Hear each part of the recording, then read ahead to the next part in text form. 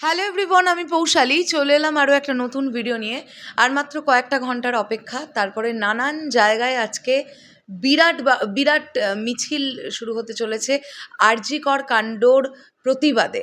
এটা আমরা সবাই জানি, পোস্টে পোস্টে ছয়লাভ হয়ে গেছে। বলিউডের অ্যাক্টর, অ্যাক্ট্রেস, ডিরেক্টরস তারাও পর্যন্ত এটা নিয়ে পোস্ট করছেন। এই ঘটনাটা আর কেবলমাত্র কলকাতা বা পশ্চিমবাংলা কেন্দ্রিক নেই, এই ঘটনাটি মোটামুটি ছড়িয়ে গেছে গোটা ভারতবর্ষে, আমরা এমনটা বলতে পারি।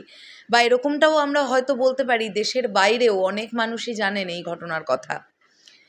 তো খুব ইম্পর্ট্যান্ট একটি নিউজ আনন্দবাজারের তরফ থেকে আমাদের সামনে এসছে, সেই নিউজটা আপনাদের সামনে একটুখানি তুলে ধরতে চাই। হেডলাইন করা হয়েছে, তাঁর ডাকেই পাড়ায় পাড়ায় রাত দখলে নামছেন মেয়েরা, তিনি বাম না রাম, স্পষ্ট জবাব সিংহ রিমঝিমের।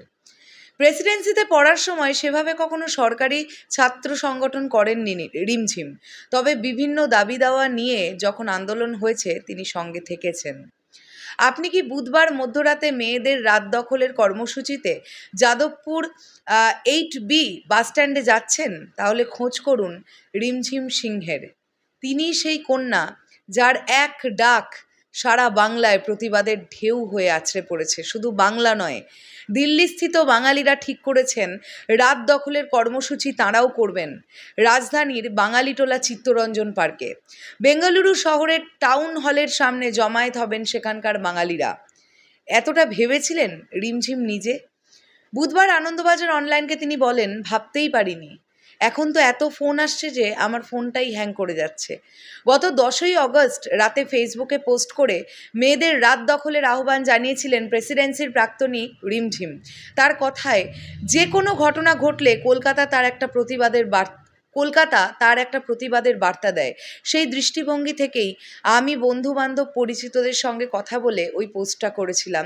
ভেবেছিলাম পরিচিতেরা আসবেন, প্রান্তিক কলিঙ্গ যৌনতার কিছু মানুষ আসবেন, কিন্তু তা যে এই আকার নেবে তা ধারণার মধ্যেও ছিল না। সমাজবিদ্যার ছাত্রী ছিলেন রিমঝিম, এখন গবেষণা করছেন বিষয় গৃহশ্রমিক, বাড়িতে অবসরপ্রাপ্ত বাবা এবং মা। মেয়ে যে নেত্রী হয়ে উঠলেন তা দেখে বাবা মা কি বলছেন? হাসতে হাসতে রিমঝিম বললেন, না না, আমি নেত্রী নই, তবে হ্যাঁ, এত মানুষ সাড়া দিচ্ছেন দেখে বাবা মা খুশি। কলকাতার যে আবাসনে রিমঝিম থাকেন সেখানকার আবাসিকেরাও এসে তাকে বলছেন, তুই দারুণ একটা উদ্যোগ নিয়েছিস। রিমঝিম প্রথম যে ডাক দিয়েছিলেন তাতে যাদবপুর 8B বাসস্ট্যান্ডের সামনে জমায়েতের কথা বলা হয়েছিল। পরে তা বেড়ে হয় 3টি এলাকা, যুক্ত হয় একাডেমি অফ ফাইন আর্টস চত্বর এবং কলেজ স্ট্রিট।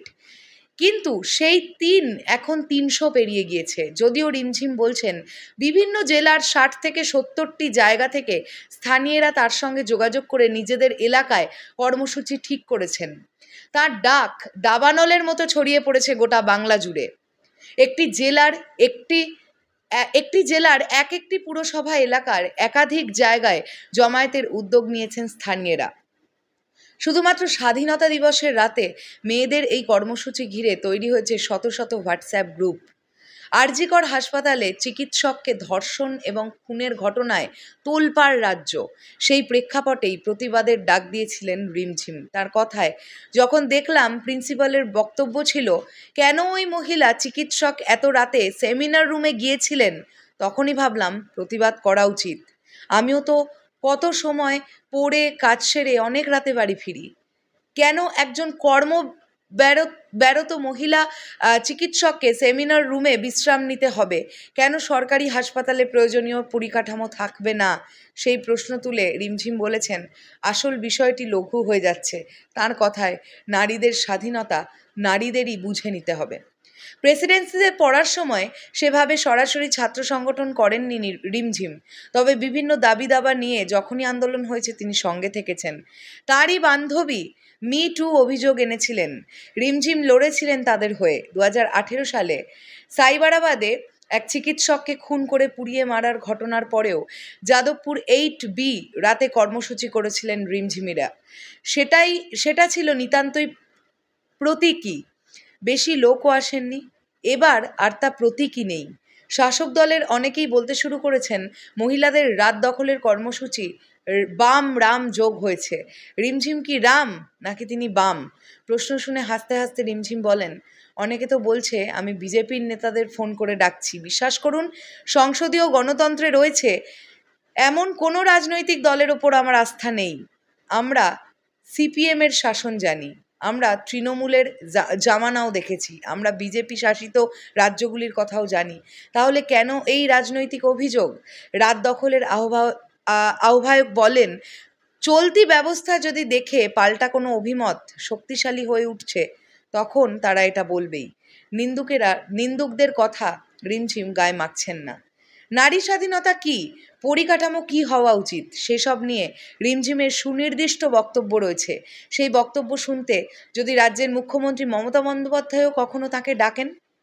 সংসদীয় রাজনৈতিক দলগুলির ওপর অনাস্থা থাকলেও রিমঝিম জানিয়েছেন তিনি যাবেন, গিয়ে মুখ্যমন্ত্রীর সঙ্গে কথা বলবেন। সঙ্গে এও বলেছেন, মমতার রাজনীতি নানা সিদ্ধান্তের সঙ্গে তিনি একমত নন, যেমন নন প্রধানমন্ত্রী নরেন্দ্র মোদীর রাজনীতির সঙ্গে, যেমন ছিলেন না সদ্যপ্রয়াত প্রাক্তন মুখ্যমন্ত্রী বুদ্ধদেব ভট্টাচার্যের সঙ্গেও। বুধবার দুপুরে রিমঝিম অবশ্য ব্যস্ত রাত দখলের কর্মসূচি নিয়ে তাকে পৌঁছতে হবে যাদবপুরের দলহীন ঝান্ডাবিহীন কর্মসূচিতে। ফোন আসছে রাজ্যের বিভিন্ন প্রান্ত থেকে, বারবার হ্যাং হয়ে যাচ্ছে ফোন। আমার মনে হয় যে এই ভিডিওটি অত্যন্তই গুরুত্বপূর্ণ একটি ভিডিও ছিল। যারা এতক্ষণ দেখলেন তাদেরকে অসংখ্য ধন্যবাদ।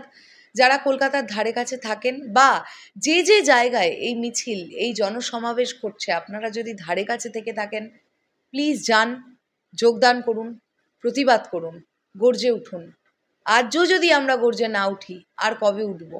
আরও কত কত কত মেয়েদের এভাবে ক্ষতি হয়ে যাবে, কত কত মেয়ে এভাবে প্রাণ দিয়ে দেবে, অসময়ে প্রাণ দিয়ে দেবে।